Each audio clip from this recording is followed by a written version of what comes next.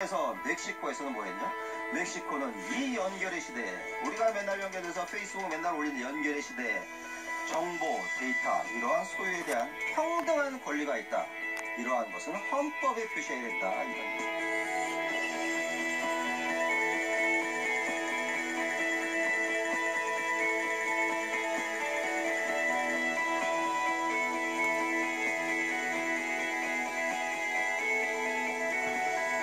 자, 그래서 이렇게 몇 개의 기업이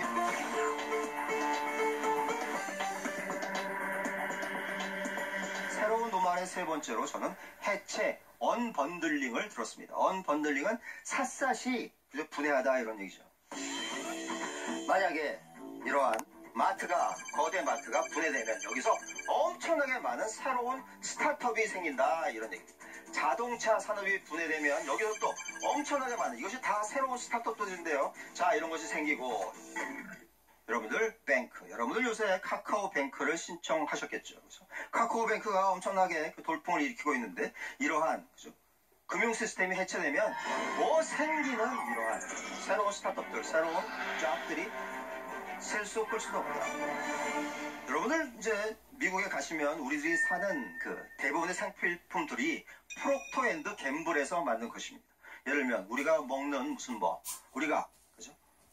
질렌 면도기, 프링글스, 그죠? 정이 왔네. 여기 뭐 타이드, 치약.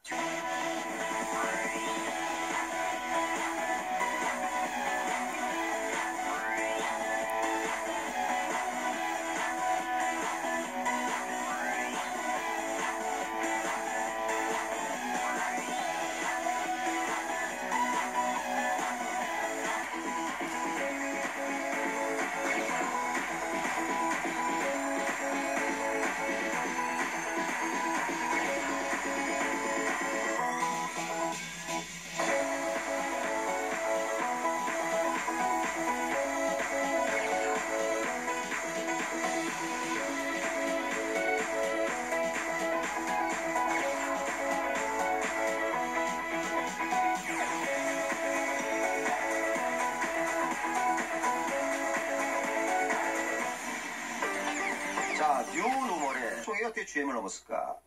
자, 테슬라는 자율주행 자동차를 만드는데 하루에 500만 마일의 그러한 데이터를 얻고 있다라는 것입니다. 즉, 여기에 있는 모든 길에, 이 세상에 있는 모든 길에 다 바코드를 깔아가지고 여기에 있는 데이터를 테슬라가 다 모으고 있다. 즉 데이터 경제이다. 이런 것을 데이터 경제. 자, 테슬라의 시가총액이 약 51조, GM과 구글보다 능가하고 있는데 지금 테슬라가 만든 자동차를 보면 7만 6천 대, GM 보세요, 1,000만 대. 테슬라는 여태까지 아직 손해를 보고 있다. 이렇게 손해를 보고 있는 기업이 그러면 세계의 이런 평가하는 기관들은 바보라서 이것을 최고의 가치가 있는, 기업 가치가 있는 기업으로 올렸을까요? 그죠?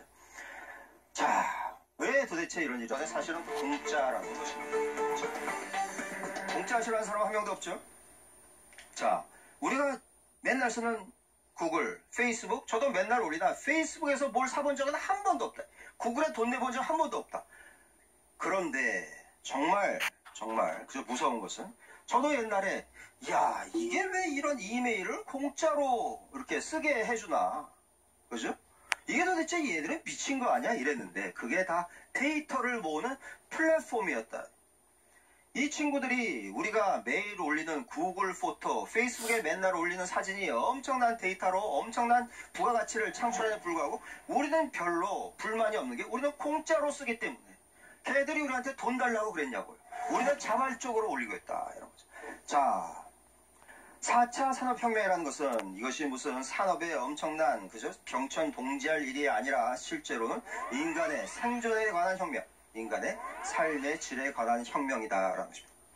자, 디지털 경제는 우리는 기본적으로 인공지능에 의해서, 로봇에 의해서 우리는 자동화될 텐데, 오토메이트 될 텐데, 그러면 엄청나게 많은 실업자가 발생할 때 그러면 안 되고, 디지털 경제에서 엄청난 부가가치가 창출되에 불구하고 인간들의 존엄성을 보장할 수 있는 괜찮은 직업들이 나와야 된다. 이런 얘기를 했죠. 자, 디지털 경제의 속성을 이해 못해서 지난 2000년 이후로 Fortune 500의 반 이상이 퇴출됐다. 빌 게이츠는 뭐라고 했냐면 이렇게 엄청난 변화가 진행되고 있는데 이것을 알고도 모르는 척하는 기득권 세력들, 그죠? 기득권 세력, 법을 만드는 사람들, 대학에서 그죠? 공부를 가리키는 우리 같은 사람들, 언론인들, 이런 사람들이 애써 모르는 척하고 있다. 이러한 4차 산업혁명이 가져오는 엄청난 결과는 가장 기본적인 것부터 모든 사람들한테 공유가 돼야 된다. 자, 그래서 나온 얘기가 기본소득에 관한 얘기입니다. 제가 이 기본소득에 관한 얘기는 무슨 뭐 여러 진보 세력에서 여태까지 많은 얘기를 했고, 지금 뭐 북유럽 국가에서 이것을 사실 투표로 붙인 적이 있었는데 그것이 그저 안 됐죠. 그런데 제가 이 얘기를 왜 하냐면 이것이 놀랍게도 MIT 테크놀로지 리뷰에 소개됐는데, 왜냐? 실리콘밸리에서 기본적으로 모든 사람들한테 다 돈을 드려야 되겠다, 이런 얘기를 했다는 거예요. 자, 이것은 무슨 얘기냐면 실리콘밸리에 지금 많은 투자자, 벤처 캐피탈, 엑셀러레이터 이런 분들이 있는데, 이 사람들이 요새 가장 대박나는 스타트업 벤처는 어떻게 생각하냐면 그것이 무슨 뭐 그죠? 뭐 3D 프린팅, 뭐 자율주행 섹터, 이게 아니라 국민의 기본소득에 관한 상품이라는 거예요. 이건 무슨 얘기냐? 지금과 같이 4차 산업혁명이 정말 엄청난 속도로 진행되고 있는데, 이렇게 되기 시작하면 자, 엄청난 부가가치가 생긴다. 그래서 가장 유명한 그러한 스타트업을 도와주는 Y 컴비네이터 같은 데가 도대체 그 실리콘밸리에 있는 샌프란시스코에 있는 그 주민들한테 매달 기본소득을 드리면 어떻게 될 것인가를 5년 동안 여기에 투자를 했다는 거예요. 자, 이유는 앞으로 이러한 엄청난 그죠? 말씀드렸던 그죠?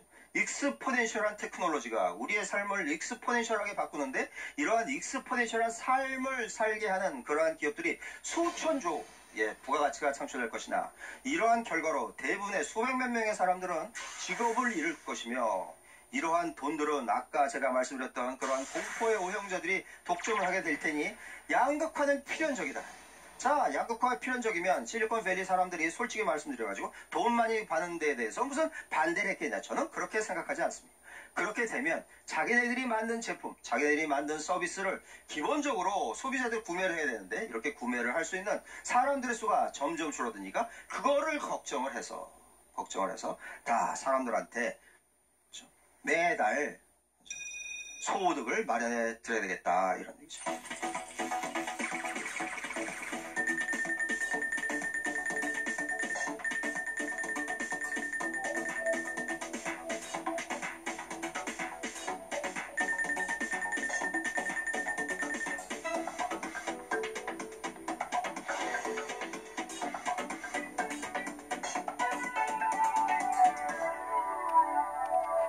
결국은 이렇게 간다는 것은 결국은 착한 경제로 가는 것이냐, 그죠? 포용적 성장, 이것을 저는 착한 경제라고 얘기했고요. 이것이 반대, 포용적 성장이 영어로 inclusive한 growth입니다. 포용한 경제로 가느냐, 이런 얘기죠. 4차 산업혁명의 그죠? 화두는 기본적으로 연결이다. 모든 것이 연결돼서 지금 우리와 기계가 연결되고, 우리가 무슨 뭐 평등, 이것이 무슨 뭐 투페백, 이게 아니라 데이터를 어떻게 우리가 평등하게 가지고 있느냐, 이러한 권리를, 그죠? 이러한 가치를 독점하면 되는가, 이러한 평등의 권리를 제일 먼저 멕시코에서 넣었다, 이런 얘기죠. 사물 인터넷 시대에 적어도 여성 인터넷이 아니라 적어도 워킹맘을 위한, 육아하는 그러한 그죠? 어머니를 위한 정보의 연결 정도는 있어야 된다. 여러분들 요새 세상에 무슨 애기를 하나 더 낳으면 20만 원 더 준다고 지금 애를 낳으실 분들이 있으십니까? 네. 지금 가장 시급한 건 뭐냐면, 도대체 내 애를 믿고 맡길 수 있는 데는 어딘가? 왜 우리 친정 어머니는 나를 키우느라고 이렇게 고생하셨는데 왜 맨날 우리 친정 어머니가 이거 해야 되나? 이게 도대체 우리가 맡길 수 있는, 도대체 이거 어디서 찾아야 되나? 워킹맘을 위한 이러한 연결, 이러한 것이 지금 우리나라 인구 절벽을 막고 있는데 우리나라에서 굉장히 중요한 일이라고 봅니다. 정부 부처 중에 미래를 고민하는 부처 하나 정도는 있어야 된다. 자, 이것이 제가 오늘 여태까지 4번째 강연을 하게 되는데, 이것이 제가 마지막 슬라이드입니다. 4차 산업혁명 국가가 되려면 기본적으로 수평적 문화가 정착되어야 된다는 것입니다. 가장 중요한 것은 문화이다. 기술도 아니고 그죠? 문화가 정착돼야 인재들도 살아남을 것이며, 문화가 정착돼야 모든 우리가 하는 모든 일이 자연스럽게 돌아가고, 그러면서 우리의 창의력이 창발돼서 우리는 엄청난 부가가치를 잃을 것이다. 자, 그러면서 요새 젊은 분들이 계셔서 제가 이것을 마지막 문제로 넣었는데, 여러분들의 일자리는 걱정할 필요가 없다. 왜냐하면 4차 산업혁명이 진행되면 기본적으로 많은 대기업들이, 공룡기업들이, 대기업이 아니라 느린 공룡기업들이 해체되면서 엄청나게 일자리가 생길 것이기 때문에 여러분들은 걱정할 필요가 없다. 얘기를 하면서 오늘 강연을 이것으로 저는 마치겠습니다. 감사합니다.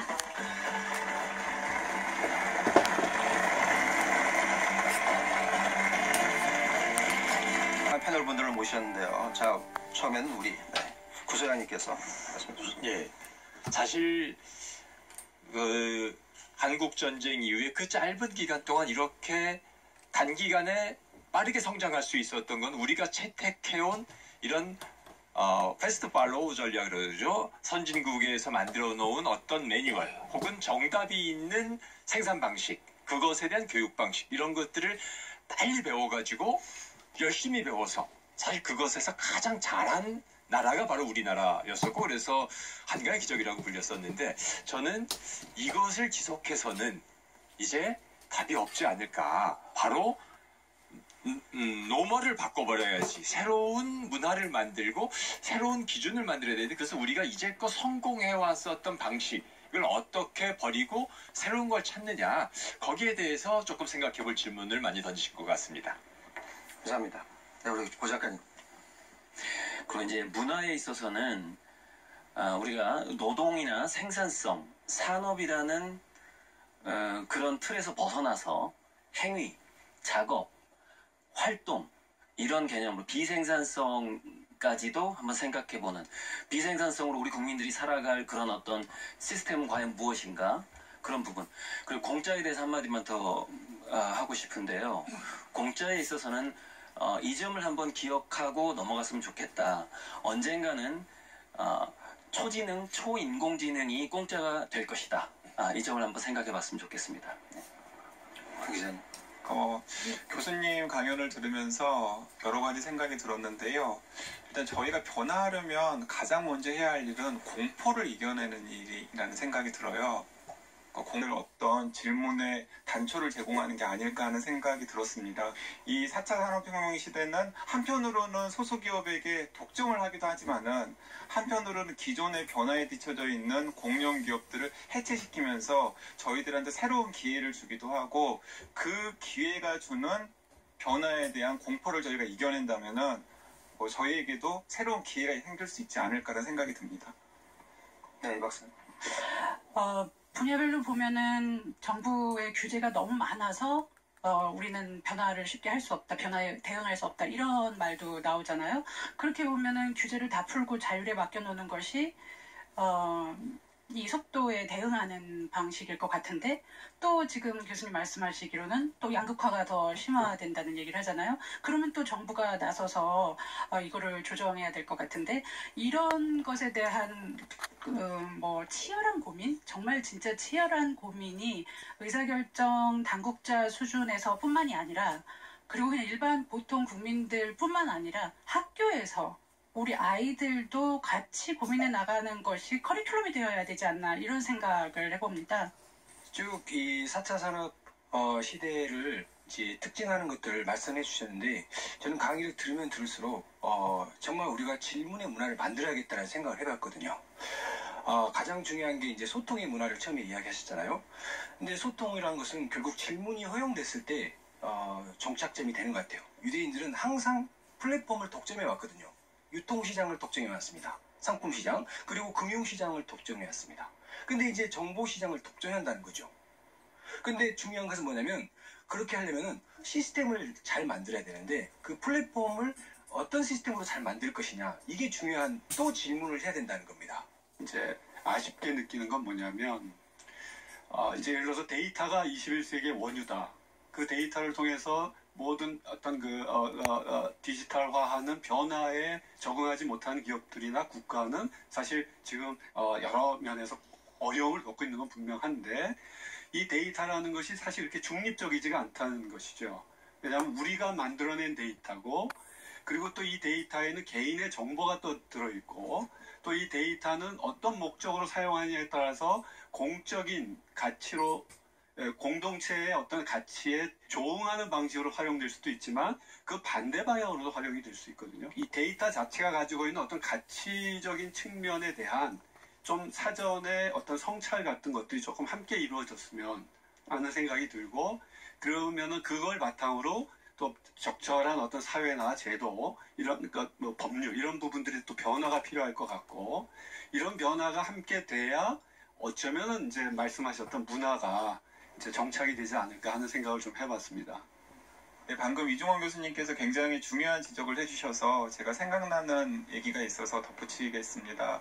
구글에서 여성 이용자가 확실한 사람이 직업을 검색하면 남성 이용자가 확실한 사람이 검색할 때보다 낮은 소득의 직업이 먼저 떠요. 네. 그리고 미국 같은 경우에는 백인이 자주 쓰는 이름이 있고 또 흑인이 자주 쓰는 이름이 있잖아요. 근데 흑인이 자주 쓰는 이름을 구글에다가 검색을 하면은 범죄자 데이터베이스가 연관 검색어로 뜹니다. 그러니까 이건 무슨 얘기겠어요? 그러니까 흔히 여성들이 낮은 소득의 그냥 남녀 차별이 여전히 있기 때문에 흔히 여성이 남성보다 낮은 직업을 할 가능성이 높고 저임금 일자리 종사할 가능성이 높고, 그런 사회 분위기가 데이터에 반영이 되어서 그 데이터를 가지고 알고리즘을 만드는 구글의 검색 결과에 또 반영이 되고, 그것이 또 사회적인 차별을 더욱더 심하게 하는 거죠.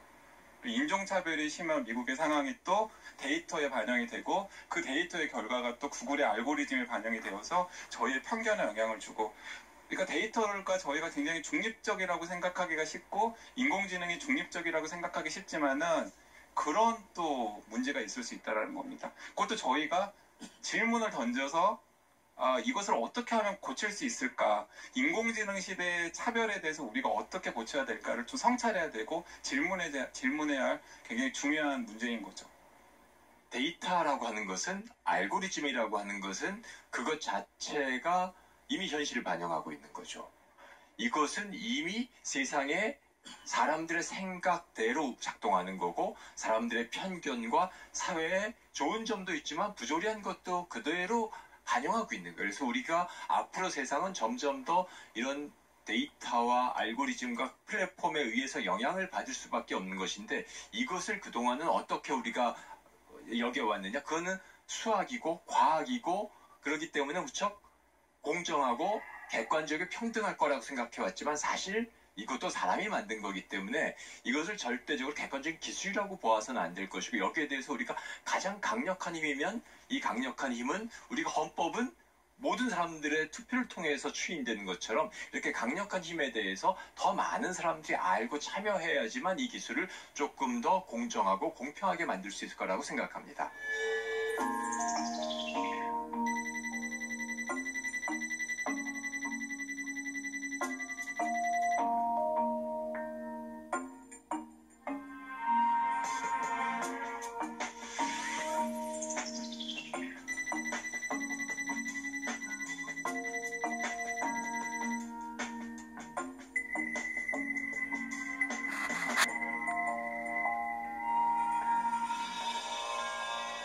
그러니까 그런 그 사람들의 인식을, 그러니까 컴퓨터가 인공지능의 인식을 바꾸려면 결국 대다수 사람들의 인식을 바꾸어서 다른 종류의 빅데이터를 제공해야지만 그 인공 방향이, 그리고 내용이 어느 종류여야지 되는가. 어떻게 보면 인공지능보다도 더 생각하는 능력이 없는 그런 기계적인 인간으로 길러지고 있지 않나, 이런 아쉬운 생각이 듭니다. 그래서 수업 시간, 또 친구들과의 대화 시간, 그 다음에 부모님들이 자녀들과의 대화에서 사치스럽다라고 혹은 낭비라고 시간 낭비라고 생각하는 그 모든 논의들이 사실상 우리의 인식을 바꾸는 거가 될 거고요. 정답이 있어서가 아니라 이런저런 문제가 있다는 걸 논의를 하는 그 자체만으로도, 그래서 이거는 어떤 정답이 없다는 그 자체만으로도, 그런 데이터가 만약에 빅데이터로 양산이 되면 인공지능 인식도 이건 정답이 없는 문제고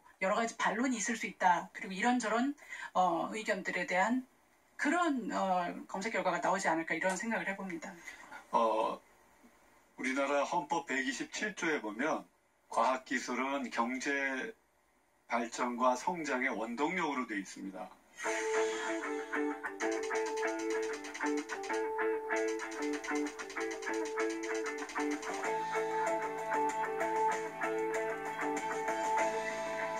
과학기술을 우리가 발전시키는 목적 자체가 어떻게 보면 이제 20세기의 우리 사회의 그 모습을 어떻게든지 그 모습을 실현하기 위해서 경제 성장이라는 그 어떤 목적을 달성하기 위해서 헌법 조문에서조차도 이제 그걸 강조했던 것이죠.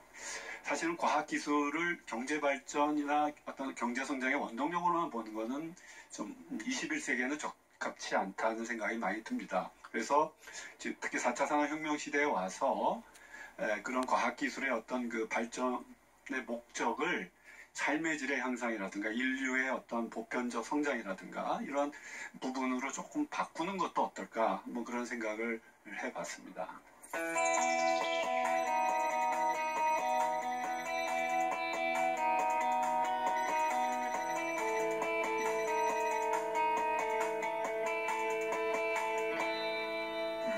저는 이제 문화하고 데이터하고 기본소득 세 가지를 놓고서 말씀을 드려보겠습니다. 우리가 이제 20년 전에 IMF가 있었고요. 그때 금 모으기 운동이 있었는데 실제로 우리 한국에는 데이터 모으기 운동이 지금 필요한 상황입니다. 그래야만이 우리 한국형 인공지능도 개발 가능성이 생기는 것이거든요. 자, 그런데 이 국민 기본소득하고 어떤 관계가 되냐면은 국가 간의 부익부 빈익빈이 생기기 때문에 우리나라는 국민 기본소득을 줄 만한 예산이 점점 줄어들게 됩니다. 그렇게 되면은 이런 말이 있습니다. 플랫폼 기업들이 부자가 되는 이유는 우리가 그들에게 데이터를 주는 것에 대한 보상을 받지 않기 때문이라는 말이 있어요. 그래서 우리나라의 기본소득 방향은 뭐냐면은 거기서 문화가 들어가야 됩니다. 무슨 얘기냐면은 우리가 문화를 향유하고 문화 활동을 하는 것 자체를 데이터화되고 우리가 활동을 할수록 이거는 생산이 아닙니다. 생산 활동이 아닙니다. 비생산적일지라도 우리가 즐겁게 놀고 자기 자신을 더 깊이 들여다보면서 생각하는 이런 모든 데이터에 대해서 그 활동을 보장해주는 어떤 그런 보상제도 이런 방식으로 데이터 기본소득을 데이터에 대한 보상 이런 방식으로 한번 생각해 볼 필요가 있다 이겁니다. 네.